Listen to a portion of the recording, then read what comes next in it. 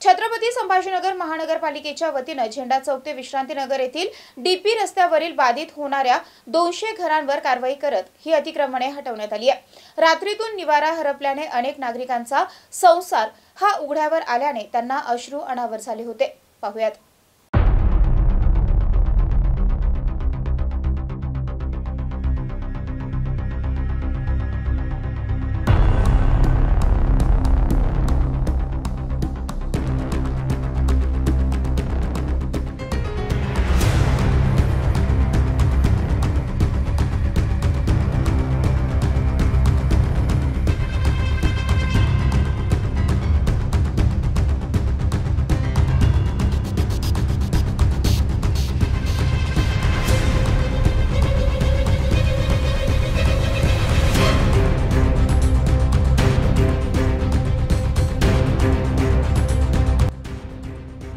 बुधवारी सकाळी पोलिसांचा मोठा बंदोबस्त तैनात करून महानगरपालिकेच्या अतिक्रमण विभागाच्या कर्मचाऱ्यांनी विश्रांतीनगर ते झेंडा चौक जय भवानी नगर या ठिकाणी दाखल होत डीपी रस्त्यावरील बाधित होणाऱ्या घरांवर कारवाई करण्यास सुरुवात केली। काही क्षणात अनेक कुटुंब आणि त्यांचा संसार उद्ध्वस्त होऊन रस्त्यावर आला।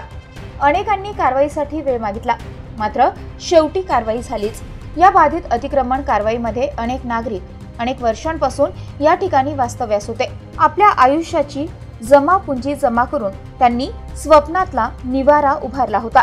यातील सर्व घरे जवळपास 600 फूट होती आणि या घरामध्ये 20 ते 25 वर्षांपासून या परिसरातील नागरिक राहत होते। अचानक नोटीस बजावण्यात आल्या आणि एका रात्रीतून सर्व संसाराची राख रांगोळी झाली, अशी प्रतिक्रिया परिसरातील नागरिकांनी दिली।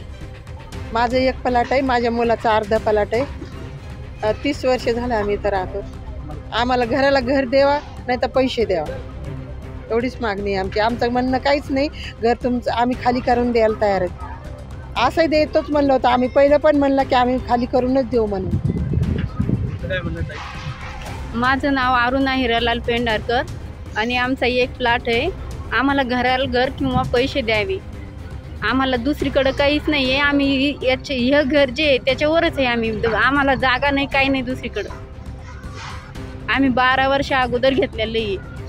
संजय दामोदर कोकणे, माझं पण घर आहे, 2 प्लॉट आहे माझे, ते पण पाडले गेलेले आहेत आणि आम्हाला वाटतं आम्हाला घराला घर मिळावं, नाही तर मोबदला मिळावं आणि सगळ्यांनी कष्ट करून घर घेतलेले आहे। आता आजच्या परिस्थितीमध्ये आम्ही पुढे घर घेऊ शकत नाही, तर आम्हाला हीच विनंती आहे की आम्हाला घराला घर मिळावं। माझं नाव राहुल थोरात आहे। आम्ही 1996ला प्लॉट घेतला होता आणि आताच्या कंडिशनमध्ये आमच्याकडून प्लॉट तर कुठं सध्याच घडेल घेणं होणार नाही। आमची एवढीच अपेक्षा आहे की आम्हाला घराला घर द्यावं, शहराच्या आसपास कुठेही भेटो, पण आम्हाला घर हवं आहे, बस एवढीच आमची अपेक्षा आहे। आणि आम्ही तुमच्या मार्फत सरकारपर्यंत ही आमच्या अपेक्षा एवढी तुम्ही पोहोचा, आमची एवढी अपेक्षा तुमच्यापर्यंत बी ठेवतो। पण याच्यानंतर आमच्याकडून कुठं जमीन घेणं होणार नाही आणि प्लॉटही घेणं होणार नाही, एवढी आमची तळतळीची विनंती आहे लोकमतला की आम्हाला एवढा न्याय मिळून द्यावा। जागा तरी द्यावा ते ना आम्हाला। आमची लेकरं बाळा कुठे घेऊन जायचं? आम्ही रोडावर जाऊन बसा, आम्ही फुकट बसलो का इथं? आमच्या सासू सासऱ्याला कष्टाला कष्ट केलं, घरदार घेतलं, लहान लहान लेकरं झाले आमची तिथं। कसं राहायचं आम्ही? काय करायचं?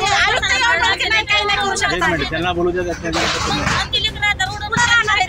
तुमच्या घरी येऊन बसणार आहेत का? आम्ही लेकरं बाळा घेऊन बसलो का आता?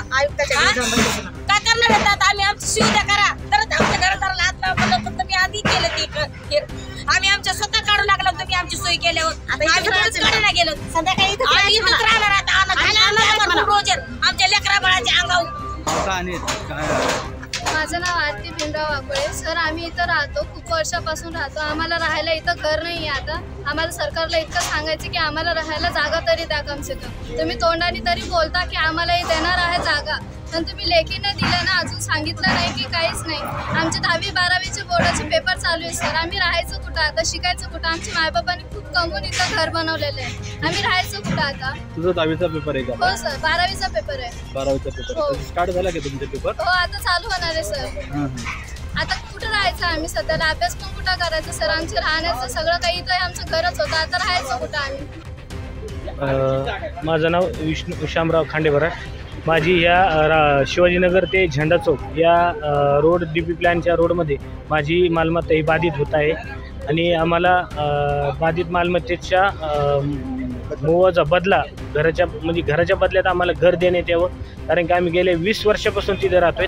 खूप काबाड कष्ट करून आम्ही ती जागा घेतली होती, घर उभारलं होतं, पण शासनाने मध्येच हे केलं आहे की, आणि मागच्या याच्यामध्ये आयुक्त साहेबांनी सांगितलं होतं की तुम्हाला घराच्या बदल्यात घर देऊ, परंतु आज बुलडोजर येऊन सगळे तिकडनं शिवाजीनगरच्या साईडनं टोटल पाडण्याचं काम चालू आहे. बऱ्याचशा लोकांना मारहाण झाली, लाठीचार्ज झाला आहे.